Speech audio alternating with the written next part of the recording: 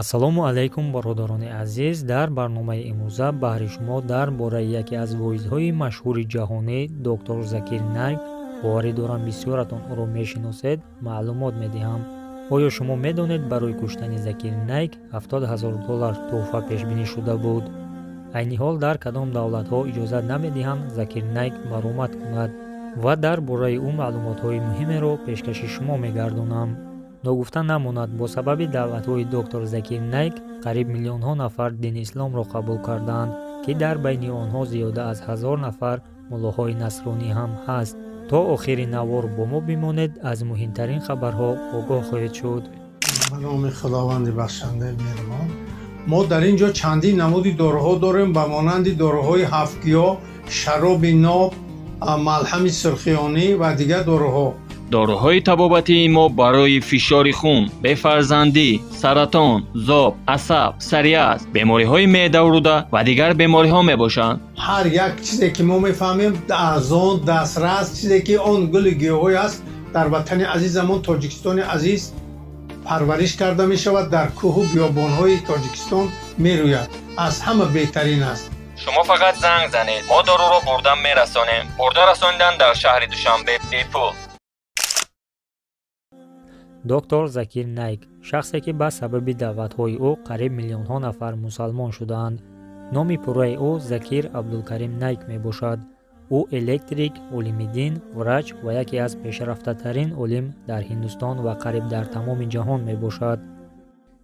яке аз бартариятҳои доктор Закир Найк ин хотираи қавии ӯ мебошад. ӯ оятҳои Қуръони Каримро мувофиқи шумора ва дар кадом сатр ҷойгир буданашон аз ёд медонад ва дар вақти баҳс карданаш аз онҳо васеъ истифода мебарад.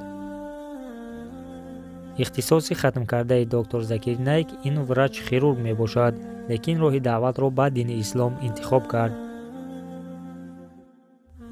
ба хости Аллоҳ ва ба сабаби ӯ ҳазорҳо одамон аз ҳар қабила ва дину мазҳаб дини исломро қабул кардаанд.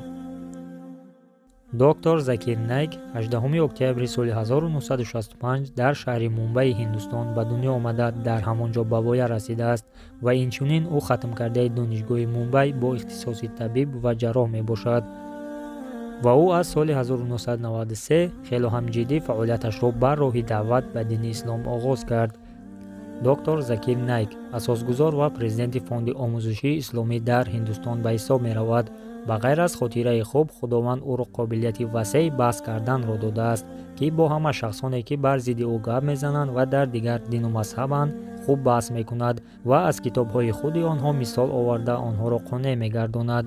ба ғайр аз китоби муқаддаси дини ислом, Қуръон, ӯ китоби Евангелияро низ аз ёд медонад ва боз чандин китоби дигарро ба монанди христианство, индуизм, буддизм ва дигар дину мазҳабҳо хуб аз худ кардааст.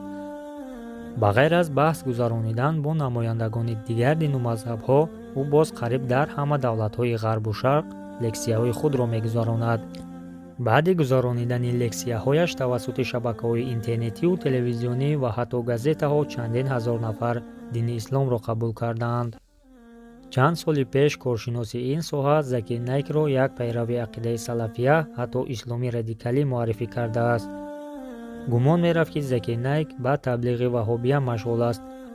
ҳамон вақт Закир Найк ҳақ надошт, ки дар ин мамлакатҳо мавъиза кунад. ин давлатҳо Индия, Бангладеш, Канада, Великобритания ва Малайзия буд. сабабҳои машҳур шудани ӯро чунин меҳисобанд. якум, ӯ тамоми ояту ҳадисҳоро аз ёд медонад ва ҳамчунон китобҳои дигар дину мазҳабҳоро хуб аз худ кардааст. сабаби дигараш ин аст, ки ӯ ба кадом давлате сафар кунад, лексияҳо ва баҳсҳои худро мегузаронад. ӯ садҳо лексияҳои худро дар Ҳиндустон, Америка, Канада, Англия, Арабистони Саудӣ, Австралия, Қатар, Малайзия, Африка ва дигар мамлакатҳо гузаронида буд. дар вақти баромад кардани ӯ садҳо ҳазор нафар иштирок мекунанд, ҳатто то охирин ҷои нишаст пур мешавад. бисёр баромадҳояшро ӯ дар рӯзҳои истироҳатӣ ва ба забони англисӣ дар канали Мумбай мегузаронад. ӯро зиёда аз 100 давлати дунё иҷозат доданд, ки дар давлатҳои онҳо лексияҳои худро гузаронад. аз ҳамин сабаб мо баромадҳои ӯро аз ҳар гӯшаю канори ҷаҳон мебинем. ҳамзамон ин мард тамоми ҳаёти худро ба омӯзиши дин бахшидааст. чихеле ки дар боло қайд кардем, доктор Закир Найк асосгузор ва президенти фонди омӯзиши исломӣ мебошад. ин фонд соли 1991 таъсис ёфтааст. фонди мазкур канали худро дорад ва тамоми роҳро барои пешрафти дини ислом анҷом медиҳад. хулоса, доктор Закир Найк барои пешрафти дини ислом ҳама роҳҳо аз китобу газета, диску телевизион, шабакаҳои интернетӣ ва ҳамзамон ба занону кӯдакон дарсҳои омӯзишӣ мегузаронад. дар бораи доктор Закир Найк бисёре аз уламоҳои дин, дигар олимон ва намояндаҳои дин сухан гуфтаанд, ки дар байни онҳо устоди худи ӯ Аҳмад Дидат ба Зокир Найк хитоб карда чунин мегӯяд: ман 40 сол сарф кардам барои он чизе ки ту дар 4 сол онро ба даст овардӣ. моҳи марти соли 2015 Закир Найк аз ҷониби шоҳи Арабистони Саудӣ Салман ба мукофот қадрдонӣ шуд. албатта ин барои хизматҳо ва даъватҳои ба ислом кардааш мебошад. як маълумоти дигарро қайд кардан ба маврид аст. тобистони соли 2016 аз ҷониби роҳбари созмони ақидаҳои умумии ҷаҳонӣ Садви Прачи барои овардани сари Закир Найк $70,000 мукофот таъин карда буд. сабаби таъин кардани ин мукофот ин буд, ки Закир Найкро ба як ҳамлаи террористие, ки дар соли 2016 рух дода буд, гунаҳгор медонистанд.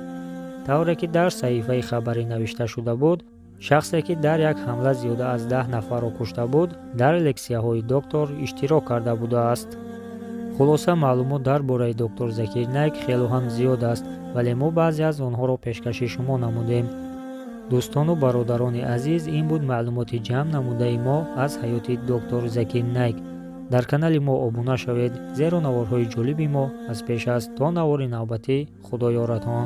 худованди бахшандаи меҳрубон. мо дар ин ҷо чандин намуди доруҳо дорем ба монанди доруҳои ҳафтгиё, шароби ноб, малҳами сурхиёнӣ ва дигар доруҳо. доруҳои табобатии мо барои фишори хун, бефарзандӣ, саратон, зоб, асаб, сарияз, бемориҳои меъдавруда ва дигар бемориҳо мебошанд. ҳар як чизе ки мо мефаҳмем аз он дастрас, чизе ки он гули гиёҳӣ аст, дар ватани азизамон Тоҷикистони азиз парвариш карда мешавад, дар кӯҳу биёбонҳои Тоҷикистон мерӯяд. аз ҳама беҳтарин аст. шумо фақат занг занед, мо доруро бурда мерасонем. бурда расонидан дар шаҳри Душанбе бепул.